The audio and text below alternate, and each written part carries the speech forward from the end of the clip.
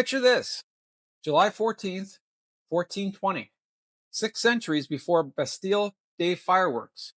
Outside Prague, a massive crusading army of thousands of shiny, arrogant knights, backed by the Pope and Emperor Sigismund, marches to crush a bunch of heretics. Their goal: starve the city into submission by seizing one strategic hill.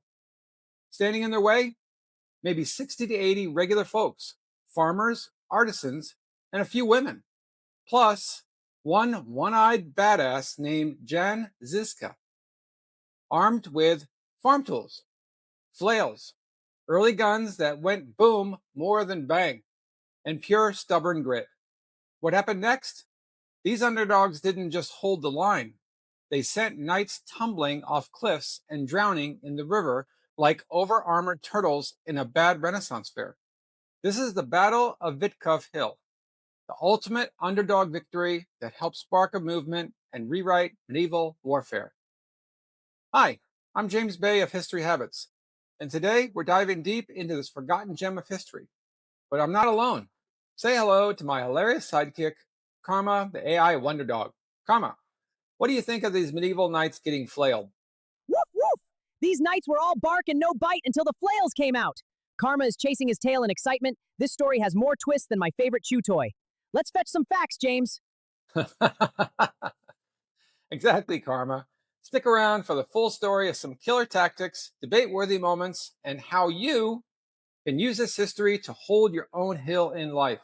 Like, comment your thoughts below, especially on the debate points, and subscribe for more history habits and share with a friend who needs a reminder that small teams win big.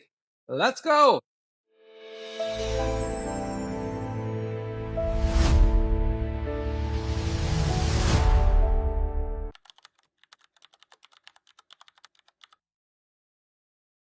Before the battle, we need an origin story. Meet Jan Hus, born around 1369 to 1372 in a tiny village called Hussite in southern Bohemia to poor parents. He worked his way up, studied at the University of Prague, got his master's, and became a priest and preacher at the Bethlehem Chapel. Huss was influenced by the English reformer John Wycliffe. He preached in Czech, not fancy Latin, so regular people could understand. He slammed the church for selling indulgences, basically get out of purgatory free cards, hoarding wealth while peasants suffered, and corruption at the top. Sound familiar? In 1415, he got a safe conduct promise from none other than Sigismund and went to the Council of Constance to defend his ideas. Spoiler, it was a trap. They burned him at the stake as a heretic on July 6th. His last words? Something like standing by the truth. His followers went ballistic. They wanted real reform. The 4 Articles of Prague: freedom to preach the Bible, communion in both bread and wine for everyone, not just priests, poverty for clergy, and punishing public sinners. This split into moderates, ultraquists in Prague, and radicals, Taborites. Karma, what's your take on Huss getting betrayed like that? Woof! That's rough. Betrayed after a safe conduct promise? Karma is rolling over in solidarity, but also fetching the lesson that speaking truth can spark big changes. Tail wag for the underdog reformer. Spot on, buddy. This wasn't just religion. It was nationalism, economics, and peasants tired of getting the short end of the staff. The movement exploded after his death.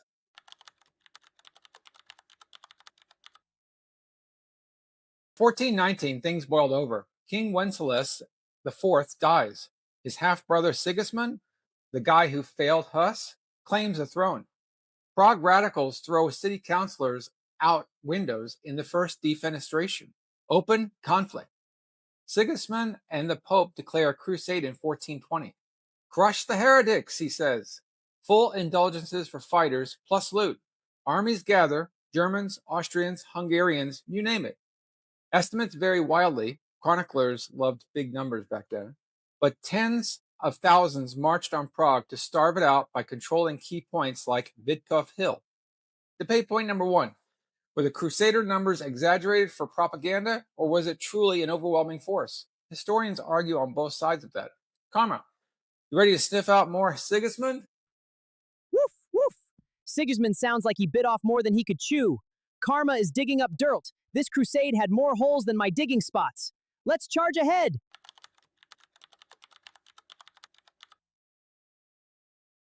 Now the star, Jan Ziska of Trochnov, born 1360. Minor gentry background, lost an eye early, youth accident or skirmish, details are fuzzy on that, but mercenary life, possibly fought at the epic Battle of Grunwald in Tannenberg in 1410 on the Polish side against Teutonic knights, served at the royal court as chamberlain to the Queen Sophia. He joined the Hussites after Hus's death, leader of the radical Turbanites. Brilliant mind. He turned peasants and townsfolk into disciplined force using what they had: farm wagons, flails, these are agricultural tools turned deadly, crossbows, and early handguns and cannons. His big innovation? The Wagenburg, the wagon fort, reinforced farm wagons chained together into a mobile fortress or lager. Loopholes for shooting, artillery on board. Forms a square, blasts the enemy with firepower, then counterattacks with the infantry and cavalry through gaps. Terrain mastery and combined arms. He never lost a battle, even after going fully blind later in 1421. He got an arrow to the eye at the Rabai siege. Karma, how cool is this one-eyed legend? Woof! One eye but sees everything. Karma is fetching a tiny toy flail and wagging like crazy. Ziska is my new hero. Blind but undefeated? That's possum strategy. Right? He played to his people's strengths instead of copying knightly charges.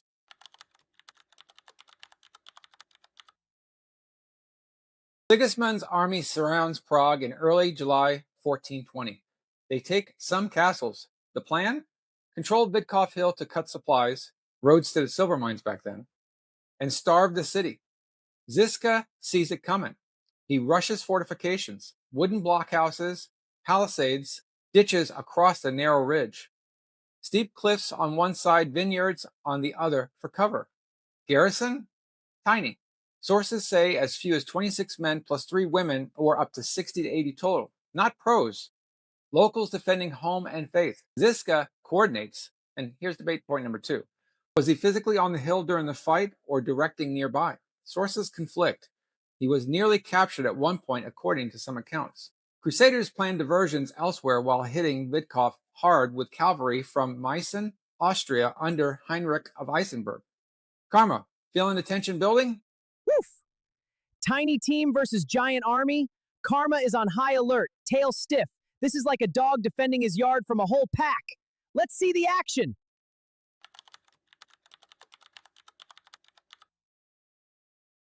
Afternoon of July 14th. Crusaders cross the Vltava. Diversions at bridges and other points. Main push on Vitkov up the narrow southern eastern slope. Perfect funnel for heavy cavalry. Terrain slows them. Defenders rain down arrows, stones, crossbows, bolts, and even early guns from elevation. Some knights dismount and push forward. They breach outer parts, almost take a blockhouse. Situation desperate for the tiny garrison, Ziska himself reportedly in danger at one point. Then the flank. Reinforcements burst from Prague, about 50 bowmen and flailmen infantry, through the vineyards on the southern side. Surprise attack! War cry goes up. A priest carries the Eucharist, as it's a sacrament, forward for morale boost. And then chaos. Crusaders panic on the narrow ridge. Many tumble down the steep northern cliff. Others flee toward the river and drown in heavy armor. Short, vicious fight, maybe an hour. Crusaders' losses. Estimates around 100 to 500.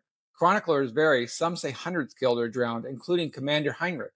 Hussite losses? Minimal. Traditionally, 2 or 3. Karma. That river must have been crowded, huh? Woof woof! Knights taking an unexpected swim? Talk about a baptism they didn't sign up for. These guys got flailed and failed. Exactly. Drowning their sorrows takes on a new meaning.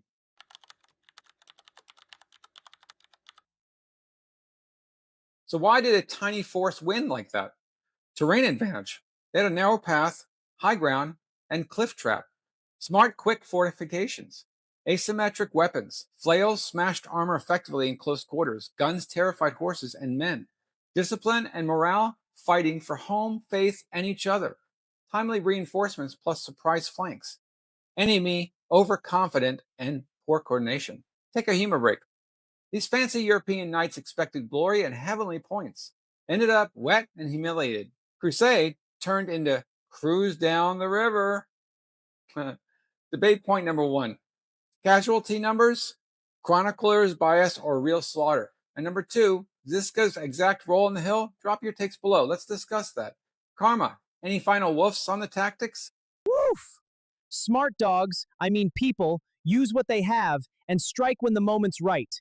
Terrain is everything, even for a pup.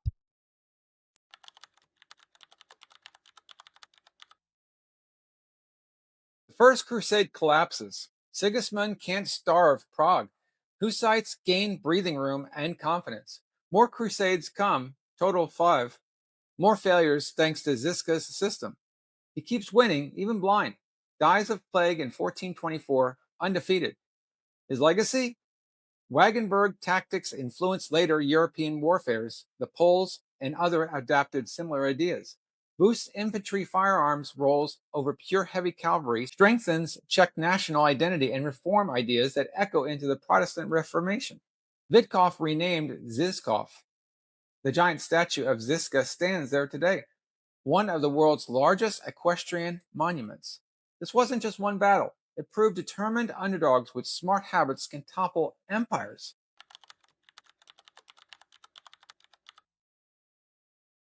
History isn't just stories, it's a playbook. From Vitkov, identify your hill, the one key goal or position that changes everything for you. Fortify it with what you have right now: simple habits, skills, and boundaries. Use your terrain, which is leveraging your strengths and avoiding fair fights. Build morale, know your why you're doing it, and strike at the right moment with a flank move. Pivot, collaborate, bold action. One win cascades to another. Quick habit. This week, pick one hill, build 2 to 3 minimal defenses, and plan one counter move. Like Ziska, play to your strengths. Stay disciplined. You don't need an army. You need grit and smart timing. Karma, what's your habit tip? Woof! Hold your yard, I mean ground.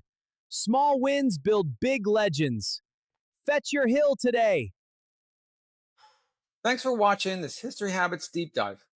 If it fired you up, smash that like button, drop your debate thoughts or Vitkov stories in comments, subscribe for more underdog history with twists, and share with someone who needs a win today.